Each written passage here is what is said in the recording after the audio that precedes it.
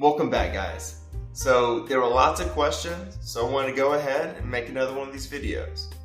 I'm thinking about making this a series and calling it Tribal Knowledge. What do y'all think?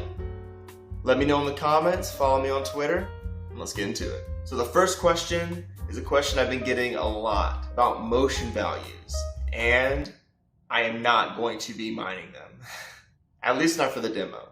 Even if I do get them, it's likely they're gonna change once the full game comes out. Let's wait until the full game comes out, and then I'll re-explore this topic. So should I have more affinity, or have less affinity but crit boost? Alright, so to find the answer to this, I'm actually gonna be using something I made back when I made that damage video, which if you haven't checked that out, you should definitely go ahead and check that out now. This will make a lot more sense after you've seen that video. So what goes into your damage are going to be your motion values, your hit zone values, and then other multipliers like crit boost and affinity. So when you crit, you're actually going to be doing 25% more damage, and if you have crit boost on, every time you crit, you'll do 40% more damage than normal. If any of this has been useful to you, go ahead and like this video and subscribe if you haven't already. So for both these builds, you're going to be using a raw damage of 300, and I'm going to be using a Rathalos, which has a hit zone value of 55.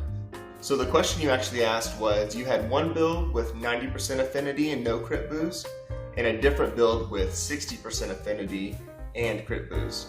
So build 2 is going to be better for you. So after playing around with the numbers for a little bit, it looks like if you have one build with 100% affinity and no crit boost, and another build with 67% affinity and crit boost, build 2 is actually going to beat build 1. And if you have any questions about motion values, hit zone values, or any of that stuff, I give a more detailed explanation in that other video. So how does DPS work for Prowlers?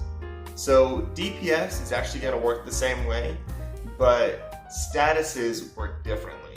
So if you remember the status video, each weapon applied their own amount of status, and it didn't matter about the attack or anything, all that mattered was the weapon. Well, Prowlers are not the same way. They do a different amount of status depending on the move. How does stamina down work? So there's actually 2 different skills that are going to affect stamina. You have Constitution and Stamina Surge. Alright, so I'm trying a new light setup as well as changing my location, and I'm gonna go blind if I don't wear these computer glasses. They're for blue light, not sure if they're actually gonna work, but don't feel like getting sunglasses out of my car. Alright, so Constitution. So Constitution is gonna reduce the amount of stamina that you use, and Stamina Surge is going to increase the rate that you regain your stamina. For most weapons, you don't really need to worry about this at all, but it does affect dual blades and bow. So for dual blades, Constitution is very helpful since being in demon mode drains your stamina pretty quickly. And for bow, you're actually going to want both of these since they're both going to be really helpful for whenever you're doing combos. I'm probably going to go into more detail about these when Rise comes out, but for now, I'm just going to hold off. 拿上耳机。好，你不想听我的话吗？不是，我要如果开我的手机的话，你就打扰你了。加油。So how is the item bar ordered? So the way that the items are ordered is it goes from the first item that's in your bag, that's going to be the one on the far left, or the one that you start with, and then each one that comes after that is going to be put to the right of it. This is actually how I have my bag set up, and I do this just because I want to have the items I'll use at the beginning of the hunt at the beginning of my bag, so I can easily just scroll on through them and get to the items that I'll need when I'm actually hunting. What are the differences between the 3 types of gunlance shell types? So if you're not a gunlance user, there are 3 different shell types. You have wide, long, and normal. So depending on what kinds of combos you like to do, depends on what kind of shell type you might prefer. So wide is better for the poke and shoot. Long is better for charge shots. And normal is better for the full unload combo. I don't have enough time to explain why why this is the case, that is also going to have to be its own separate video. But just trust me, that's what it was like in World and Iceborne, so it's more than likely going to be the same way in Rise. How does Trump Card affect arts and skills?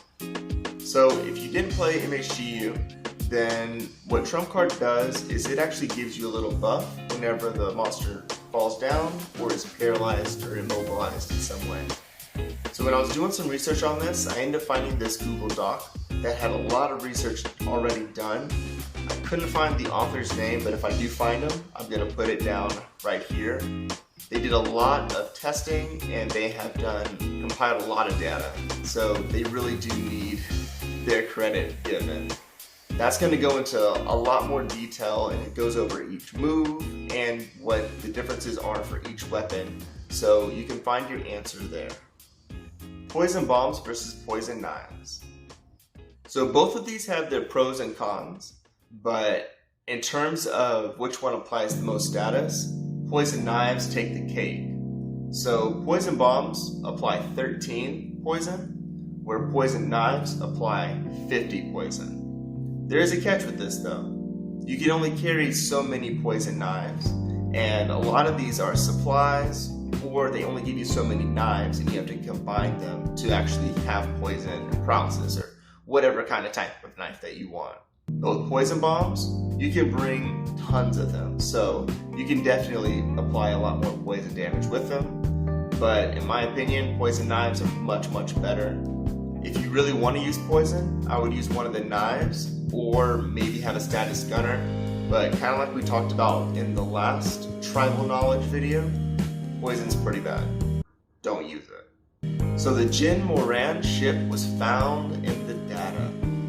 I cannot confirm that. I cannot deny that. I have not been looking for leaks. So the leaks that I actually found were not things that I was looking for. I was looking for completely different things in the code, and these leaks came to me.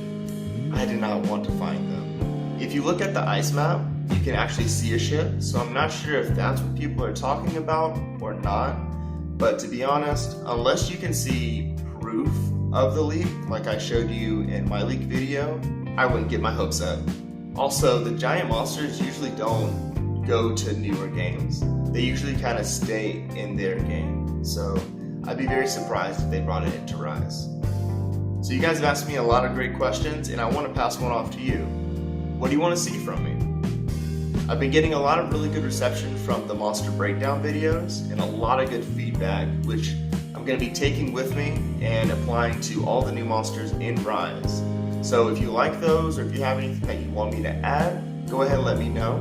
But other than that, what do you guys want to see from me? There's a lot of stuff that I have planned, but I want to put the things that you guys actually want to see up ahead.